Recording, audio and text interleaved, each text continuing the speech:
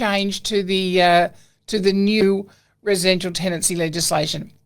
So the final pieces of the reforms actually came into effect on the 19th of May, and I think anybody who works in property management or sales in New South Wales is pretty aware of that.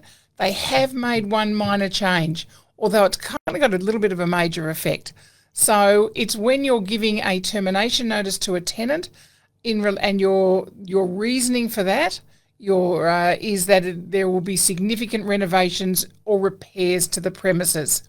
Previously, there was a requirement in the evidence that you provided with that termination notice to have a whole lot of evidence about when it was going to start, and the invoices and the contracts with builders and tradies and everything.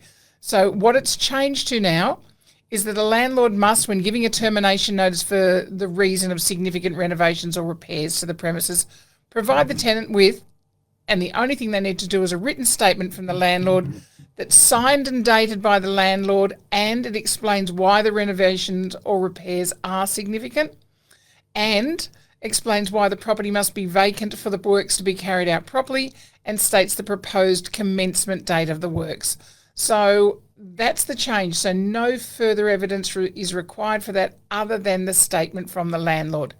Remembering that if the tenant is on a periodic agreement, then it's 90 days notice.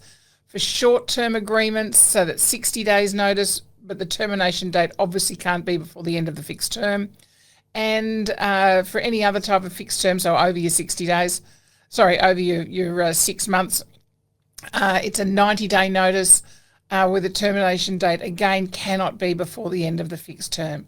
So, as I said, minor change, major impact into how you issue your termination notice and the evidence that you are giving along with that.